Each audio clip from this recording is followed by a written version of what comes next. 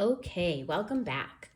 So by now you should have your colors organized for the first drop that you're gonna make and organized by their color number 1, 2, 3, and 4. And then we're gonna start with the ladder stitch. Since this is an advanced project, although it is a beginner bead weaving project, it is still advanced. The ladder stitch is something that a lot of you already know, but we're just going to do a brief run through of that stitch for those of you that don't. I have a sample piece laid out here of what the ladder stitch looks like using the beads from our pattern. And just to show you. So notice that the tops and bottom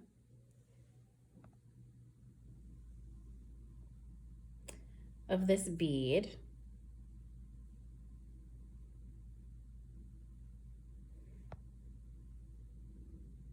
so right there, let's see if we can zoom out a little bit to come in.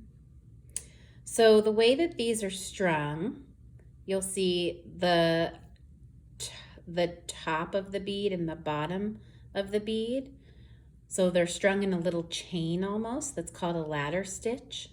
Instead of the holes running horizontally, they are up and down vertically in this. And so we're following the pattern still when we do this, because it's the first row. So you're still doing that row 1, 4 colors of color, 4 of color 1, 2 of color 2, 2 of color 3, 2 of color 4, 1 of color 1, and 2 of color 2. And then we're stepping up, which you'll learn about in a little bit. But I did want to just go over kind of the fundamentals of doing a ladder stitch.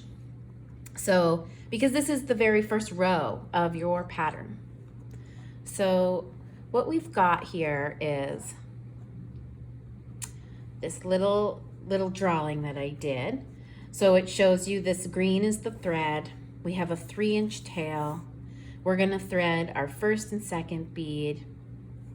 So we're calling those bead A and B. And at this point right now, the holes are running horizontally, right? So we thread it, we've got our needle here at the end. Now what we wanna do is we wanna take our needle, we're gonna come back around and go through the bottom. We're gonna thread through the bottom of bead A and through the top of bead B so that you can get them to sit right next to each other with the holes now running vertically. And you want to make sure you pull that tight.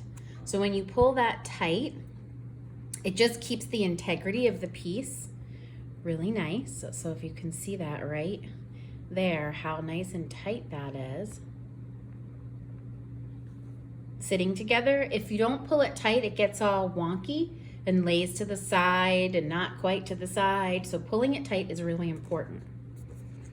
So, and feel free to pause this video at any time so you can do that, right? So you are going through the bottom. So you're taking your needle, you're coming back around, you're going back through the bottom of A and the top of B, and you're gonna pull it tight, and you're still gonna keep that 3-inch tail. That's really important.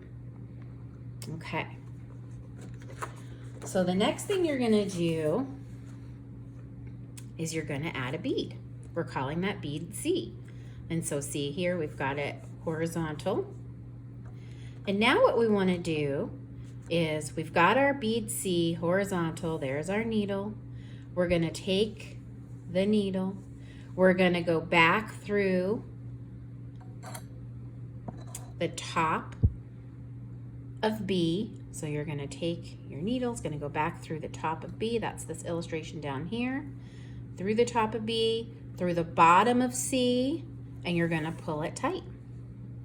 So you can kind of start to see how this is going. If you decided you wanted to go, so you go back through B, the top of B, come through the bottom of C, pull it tight, you could, to keep this first row really tight, go back through the top of B again and through the bottom of C again and pull it tight. And that just gives it a little extra strength, right?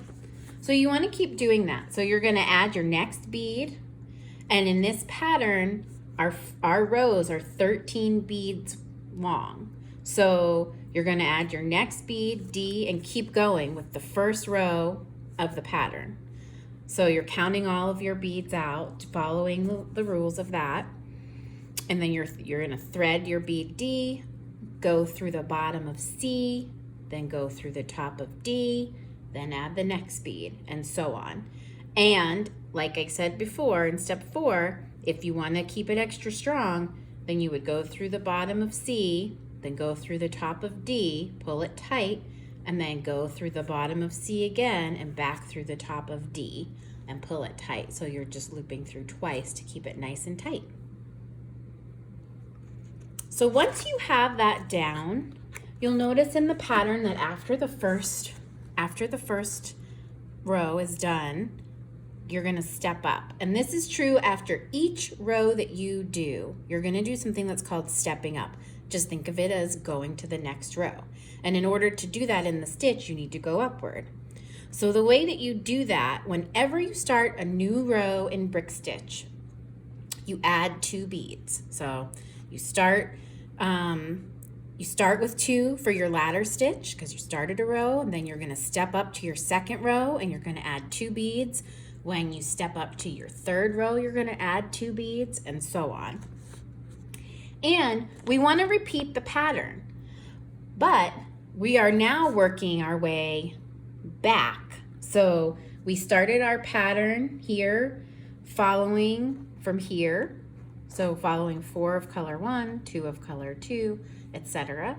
So now stepping up and going into row 2, we're going to start here, and we're going to add 2 of color 2, 1 of color 1, because they're going to sit in the pattern correctly. So, and then we'll do 4 of color 2, 3 of color 2, 2 of color 2, 1 of color 4. Sorry, 4 of color 1. Excuse me. And then you're going to step up to row 3, and you're going to work the pattern from left to right. Then you'll go to the row 4, and you're going to work the pattern from right to left, and so forth.